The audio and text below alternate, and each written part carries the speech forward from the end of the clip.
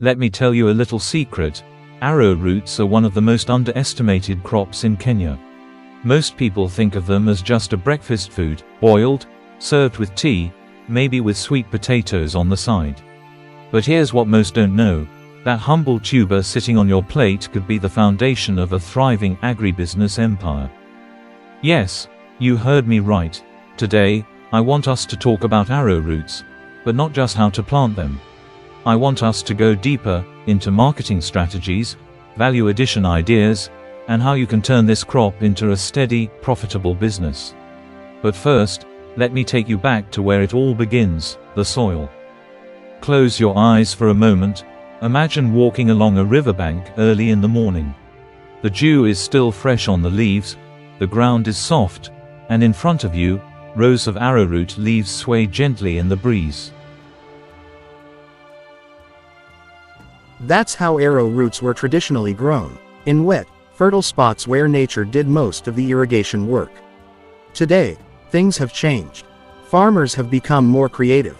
You'll find arrowroots in raised beds, in irrigated plots, even in polythene-lined pits that hold water for months. This means you can grow arrowroots almost anywhere, as long as the soil stays moist and drains well. They're not greedy crops. Give them good organic manure and they'll reward you.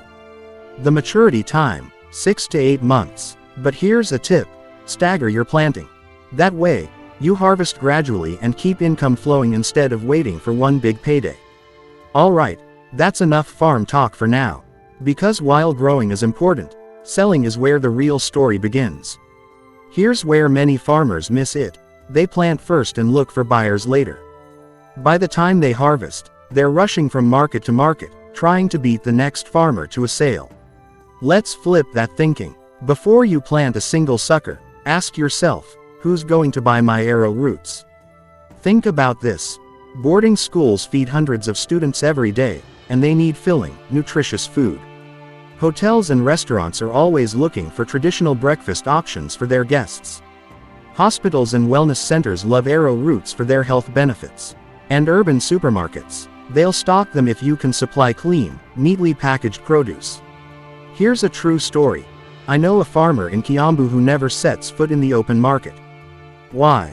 Because before she plants, she calls her 3 regular buyers: a hotel manager, a hospital kitchen supervisor, and a local grocery store.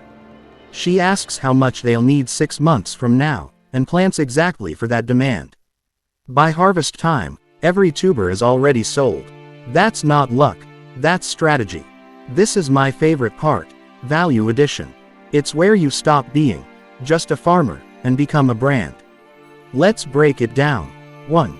Ready-to-eat boiled arrowroots. Peel, boil, and pack them in airtight containers or vacuum-sealed bags. You can supply to offices for breakfast deliveries, or to busy city dwellers who just want to warm and eat. 2. Arrowroot flour. This is gold for health-conscious customers. It's gluten-free, high in fiber, and perfect for porridge or baking. 3. Arrowroot crisps. Slice them thin, bake or fry, add a pinch of salt or spice, and you've got a healthy snack you can sell in supermarkets or online. 4. Frozen packs. Peel, cut into chunks, freeze, and supply to urban households that shop once a month. 5. Herbal arrowroot powder. In some cultures, arrowroot powder is used to treat digestive problems. You can tap into this herbal health market. Here's the thing. When you do value addition, you're no longer competing with the guy selling raw arrowroots at the roadside. You've stepped into a new arena where the prices are higher and the competition is smaller. Example: a kilo of raw arrowroots might sell for KSH 100. But that same kilo turned into flour, it can fetch between KSH 600 and KSH 800. That's 6 to 8 times more, from the same harvest. Alright, time for some math. Let's say you have 1/8 of an acre. Small, right? You plant 400 arrowroot suckers. At maturity, each plant gives you around 2 to 3 kilos. That's roughly 1,200 kilos of produce. Selling raw at KSH 100 per kilogram, right? Pointing arrow KSH 80,000 to KSH 120,000. Doing value addition, even at the lower end, could double or triple that. And remember, with staggered planting, You're not dumping everything into the market at once. You have a steady stream of cash flow. Now imagine scaling that to half an acre, or an acre, with guaranteed buyers. That's how small farmers grow into big suppliers.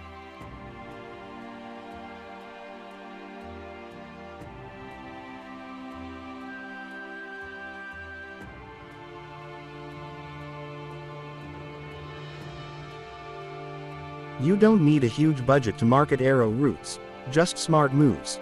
Brand yourself, even a simple printed label can make your product look premium. Use social media.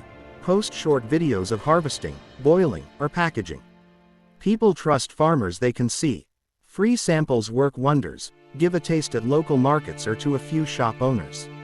Partner with health influencers. They can introduce your arrowroot flour or snacks to a ready audience.